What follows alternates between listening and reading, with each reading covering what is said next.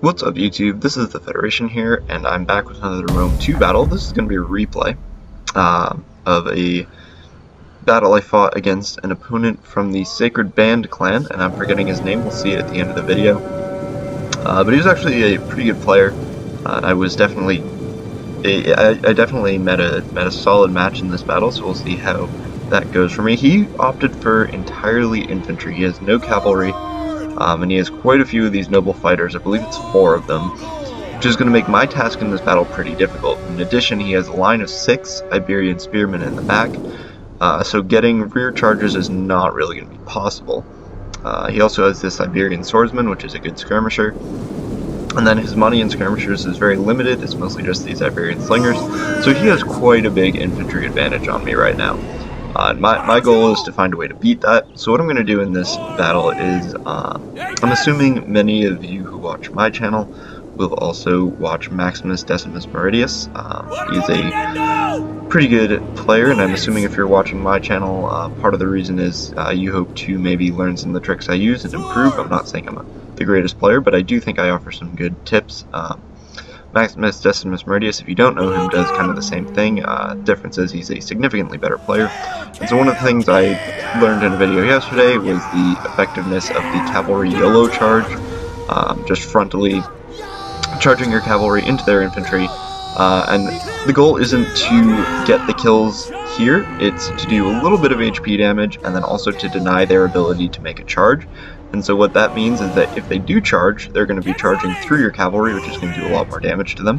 And it also lags the effect of it. So these sword followers with their 27 charge are going to end up doing quite well against these noble fighters, even though the noble fighters have both better stats and a better charge.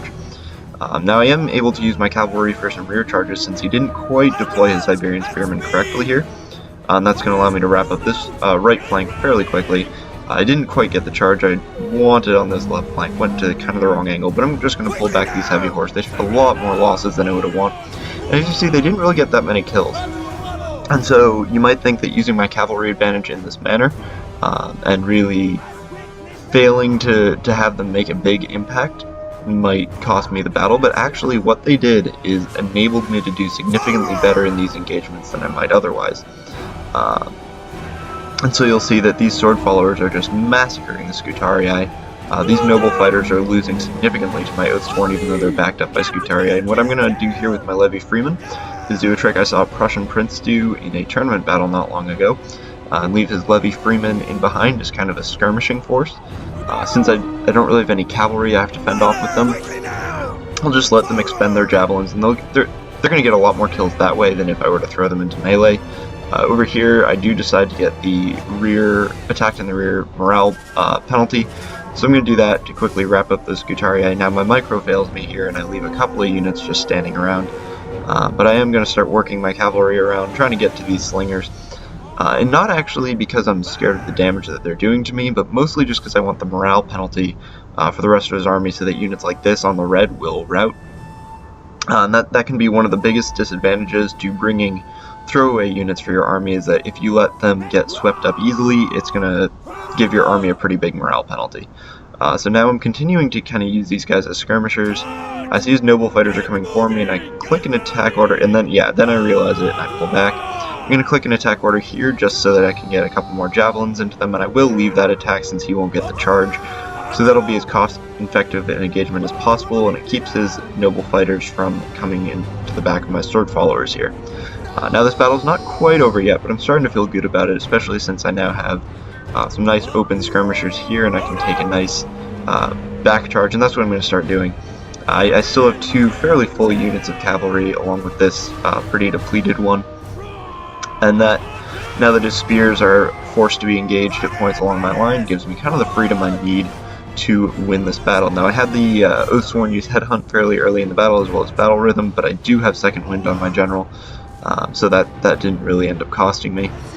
The heavy horse are going to start racking up a good amount of kills coming in the back of these Iberian slingers, and then I'm just going to finish off the noble fighters along the points in the line where I can. And what that's going to do is deny him the encourage ability, and with that, the rest of his units should soon rout. His general, I believe, is dead, even though the unit's still around, maybe not quite yet. But either way, my swords are at this point pretty much uncontested, and his army realizes that and is going to say goodbye. But anyways, it was a good game to my opponent. Definitely a hard build to beat. And I think that if I hadn't used Maximus Decimus Meridius's, I don't want to credit the idea to him, but certainly the advice he provided in one of his recent videos about the frontal cavalry charge, I'm not sure I would have been able to pull this one off, since his backline was guarded so well, and getting rear charges with my cav advantage would have been tough. But anyways, I hope you guys have enjoyed this video, and maybe if you haven't checked out Maximus, do check him out. I find that he has helped me get quickly up to speed with all the latest patches since I missed 4 months, as well as offering other just useful videos, useful advice. Check him out. And yeah, hope you guys enjoyed, and I will see you all next time.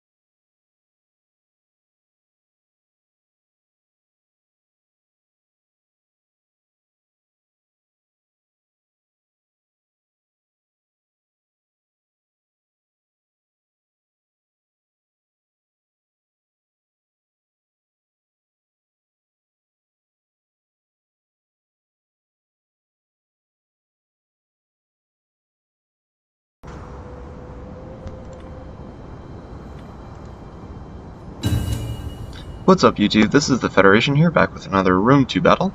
This is going to be Rome versus Egypt, and I have, in a way, kind of sold my soul to the current meta. I've given in, and that is because I should mention I'm playing a quick battle right now. I've given up on multiplayer battles. They're just not the most of the higher quality players don't go through those, so I thought I would try to find some players who might be a little more interesting to play against, and so that's why I'm in quick battles. But yeah, so I've given in to the current meta of lots of infantry, and so actually while making this build I was looking at it like, why do I have so few infantry? And then I was like, I actually have 11 infantry. So yeah, that's I'm still really not a fan of infantry heavy being the current meta.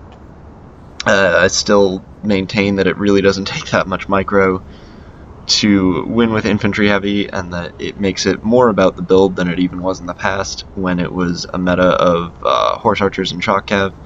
I think then you had to manage your units a little more, get the right kind of charges, pay attention all the time. Now you just have to, I mean, yeah, you still have to interrupt the other person's charges and do that kind of stuff, but if you bring, you know, the Iceni swords against Boii swords or anything like that, you're just not going to win, and it doesn't matter how well you manage. Obviously, to a point, like if you're excellent and your opponent's never played before, you'll win. But you know where I'm coming from. In general, I think that there's much too much emphasis on just bringing a ton of swords, and I think that's a shame. But anyways, not really any choice, and good, interesting move by my opponent here with the Egyptian cav. I actually really didn't see that coming, so kudos to him. Anyways, it looks like he's got these Thurios spears, so that's going to be something I'm going to want to engage with my Hastati. And then bring up my main line right in behind, and I'm actually going to shift my main line over here as my Hastati die.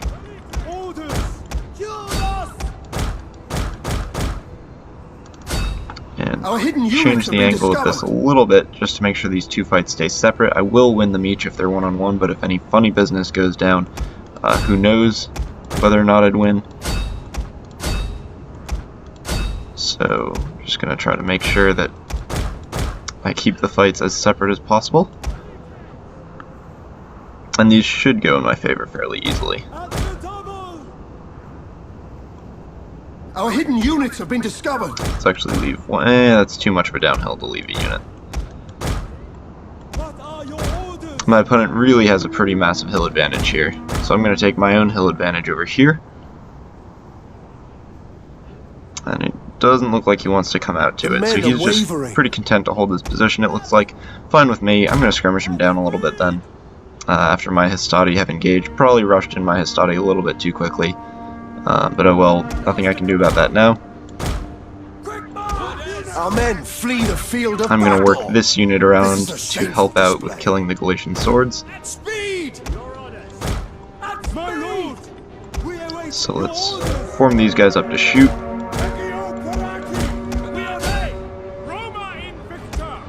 And those guys should be fine there, even if they get charged due to a lack of micro, they should win that fight. My Saucy Equites win that fight pretty handily. I was about to say Extraordinary, but they are not the Extraordinary.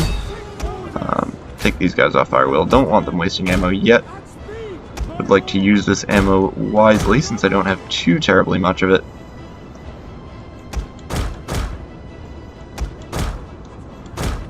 And he's going to try to take out my skirmishers, I do believe. And I've left my general well behind, as I have been known to do. That is, I would say, my most common micro mistake is forgetting I have a general, especially when I play as Rome. So let's interrupt his charges.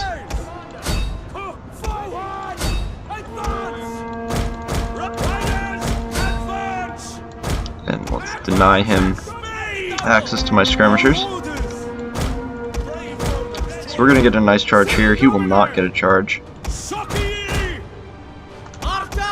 And these archers are going to have to do something to get in a good position. Let's come over here and use my general over here. One of our units has used all its ammunition. And Velites are going to fire through. And his Ptolemaic cav are going to do a nice little job wriggling free, and he is going to go for the back charge, which is bad news for me. But I can pin his Ptolemaic cav there, so hopefully we can minimize the negative effect of this. And our general is under attack.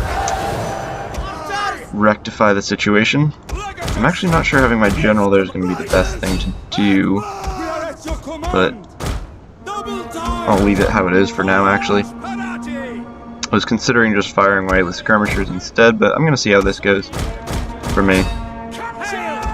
Let's get my Velites to fire in the back of this Egyptian cav.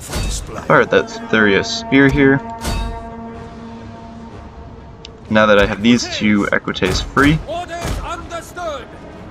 they should be able to do a good amount of damage. Not sure why I retreated quite that far. Oh, wait, let's actually get their infantry coming here, and this cav around here. One of our units has used all its ammunition.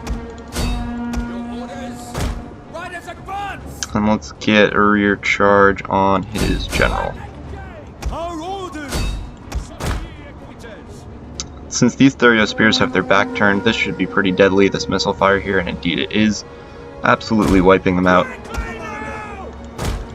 So my general can now pull out of this fight. He's done his job. Ptolemaic cav are basically gone, to the point where I can just turn around like so. And then these range units can now fire in the back of these thorax swords, hopefully to some pretty good effect.